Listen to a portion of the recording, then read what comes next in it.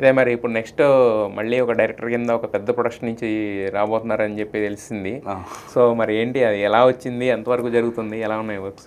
Work already 3 years నుంచి script work చేస్తున్నాం అండి. హోంబలేక హోంబలిలో జరుగుతుంది.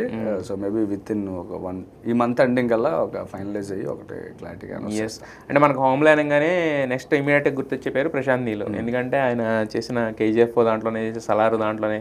సో ఈ ఉంది కదా, సో మరి ఆయన అసోసియేషన్ ఏమైనా ఉందా? ఉందండి. ఆయన స్క్రిప్ట్ నాకు ఫైనల్ చేసి కొంచెం హోంబలికి పంపించి ఆయనే ఇప్పుడు నాకు బ్యాక్అప్గా నించొని నన్ను ముందుకు పుష్ చేస్తున్నారు ఆయన, ప్రశాంత్ గారు వల్ల. సో అంటే ఎక్కడి నుంచి థ్రెడ్స్ మీకు ఇలా కలుస్తాయి అంటే ఎక్కడ సంబంధం లేని థ్రెడ్స్ అని అన్నట్టు అది ఎక్కడి నుంచి వచ్చింది ఆఫర్? అది వేరే ఫ్రెండ్ ఉన్నారు ఒక ఆయన, ఆదర్శ్. సో తన ద్వారా వెళ్ళి కథ చెప్పారు అనమాట ఒకసారి, ఇది 3 years బ్యాక్. ఆయనకు నచ్చింది, అక్కడ నుంచి అది మూమెంట్ స్టార్ట్ అయింది. మీకు అంటే ఇండస్ట్రీకి వచ్చి ఏం సాధించారంటే మీరు ఒకటి మాత్రం చెప్పుకోవచ్చు, ఫ్రెండ్స్ మంచి ఫ్రెండ్స్ సాధించానని చెప్పి. ఒక ఫ్రెండ్స్ ఏమో డైరెక్టర్ కింద ఇంట్రొడ్యూస్ చేశారు, ఒక ఫ్రెండ్ ఏమో అంటే ఉపయోగపడే ఫ్రెండ్షిప్. అది ఇండస్ట్రీలో నేను బాగా నమ్మేది ఒకటండి, ఫ్రెండ్షిప్ చాలా బాగా ఉపయోగపడింది. రెండోది, ఇండస్ట్రీలో ఎవరు డబ్బు సాయం చేయకపోయినా పర్లేదండి, కానీ మాట సాయం చేసేవాళ్ళు కావాలి. లైక్ అంటే మనం కథ రాసుకున్నాం, ఇక్కడ నుంచి అక్కడికి చెప్పేవాళ్ళు, మా ఫ్రెండ్ కథ రాశారు అంటే తనకు పరిచయం ఉండి ఉంటుంది. అవునవును, ఓకే నేను మంచి కథ విన్నానండి అని చెప్పేవాళ్ళు కావాలి. అలాంటి ఫ్రెండ్స్ అయితే నాకు ఉన్నారండి. వశిష్ఠ అవ్వచ్చు, శ్రీకాంత్ నా ఫ్రెండ్ అవ్వచ్చు, నాగా, ఇలా కొంతమందిని నేను అయితే. వశిష్ఠ కూడా ఫ్రెండే మీకు? Okay okay okay. సో మరి ఇక ప్రశాంత్ నీల్ గారితో ఇన్ని సంవత్సరాలు పనిచేశారు కదా, అంటే దాదాపు 3 years నుంచి వర్క్ అవుతుందా ఆయనతో ట్రావెలింగ్? సో ఈ 3 years ట్రావెలింగ్లో అంటే ఒక్కొక్క డైరెక్టర్ నుంచి మనం ఎంత ఏదైనా కూడా సినిమా అనేది ఏంటంటే నేర్చుకుంటూనే ఉండాలి. అది ఈ రోజుతో అయిపోయింది అని చెప్పడానికి ఉండదు కదా. సో ప్రశాంత్ నీల్ అంత పెద్ద డైరెక్టర్ అయ్యాడు అని అనుకోవడానికి మీకు అనిపించిన క్వాలిటీస్ ఏంటండి ఆయనలో? చాలా సిన్సియర్గా వర్క్ చేసేసుకుంటారండి. రెండోది ఐడియాలజీ చాలా పెద్దగా ఉంటుందండి. సో అవి రెండు. మరి ఆయన రైటింగ్ టీంలో ఆయన ఒక్కలేని ఇంకెవరైనా ఉంటారా? ఇంకా ఆయనే మేజర్ ఉంటారండి, ఒకరిద్దరు టీంలో ఉంటారు. మరి మీకు ఎప్పుడు ఆఫర్ చేయలేదా? లేదు, నేను నా స్క్రిప్ట్ ఆయన టైం ఇచ్చినప్పుడల్లా నేను నా స్క్రిప్ట్ చెప్పి సార్ ఏదన్నా ఉంటే నాకు ఒక ఐడియా ఇవ్వండి అని చెప్పి. ఆయన ఏమన్నా ఇంప్లిమెంట్స్ ఏమన్నా ఉన్నాయి మీ స్క్రిప్ట్లో? ఆయన ఐడియాలజీ ఉన్నాయండి. అవి రేపు పొద్దున్న సినిమా వచ్చాక ఏదైతే చేస్తున్నాం ఆయన కొన్ని ఐడియాలు త్రో చేస్తారు, కొంచెం పుష్ చేస్తున్నారు నన్ను గట్టిగానే.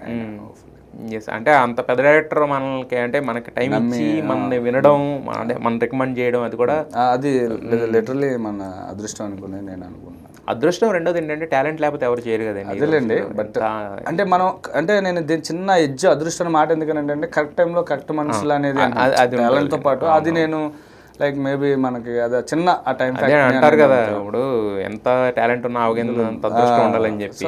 అలా నేను దాన్ని బేస్ చేసి మీకు చెప్పాను. మీకు ఆవగింజ అంత కాదు, ఇంకా దానికి పెద్ద గింజ ఏదైనా ఉంటున్నట్టు యాక్చువల్గా. ఎందుకంటే ఇలాంటి థ్రెడ్స్ అన్నీ కనెక్ట్ అవ్వడం అది అంతా కూడా. సో మరి నెక్స్ట్ ప్రశాంత్ నీల్ ఎన్టీఆర్ అనేది ఇప్పుడు గర్జన బాగా అసలు ఏమి కనీసం ఒక టేజర్ కూడా రాకుండానే విపరీతంగా వినిపిస్తుంది కదా. సో దానికి సంబంధించి ఎప్పుడన్నా ఏమన్నా తెలుసా మీకు? మాకేం చెప్పొద్దు, మీకు తెలుసా? అట్లీస్ట్ నాకేం తెలియదు. అంటే షూట్ జరుగుతుందని తెలుసు, ఎప్పుడైనా వెళ్ళినప్పుడు అక్కడ డిస్కషన్లో ఉంటారు, నేను పక్క వచ్చేస్తాను.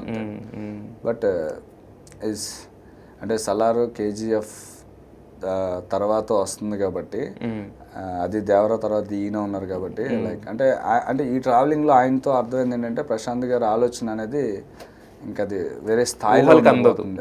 చాలా చాలా అంటే లైక్ మొన్న మైత్రి గారు చెప్పినట్టు డ్రాగన్ మొత్తం చుట్టేస్తుంది, పేరులోనే ఉంది, డ్రాగన్ ఉంది కదా, అలా రెక్కలు ఇరుచుకుంటూ మీదకి తిరుగుతూ ఉంటుంది. అది అయితే నాకు అనిపిస్తుంది ప్రశాంత్ గారితో ఉన్న కొంచెం ఆ ట్రావెల్ అసోసియేషన్ అయితే ఒక సునామీ క్రియేట్ చేయబోతున్నాను మాత్రం నేను నమ్ముతాను. ఎస్. అయితే అంటే ఎక్కువ మందికి ఎందుకు డిస్కషన్ పాయింట్ అయిందంటే ప్రశాంత్ గారు ఇంత సినిమాలు చూసుకుంటే కనుక యష్ బాగా బాడీ పెంచి, ఒక తర్వాత సలార్లో ప్రభాస్ గారు కూడా ఇలా, బట్ దీంట్లో రెండిట్లకి కాంట్రాస్ట్గా మొత్తం లీన్ లుక్ తీసుకొచ్చేసారు హీరోని, సినిమా గురించి అలా చేశారు.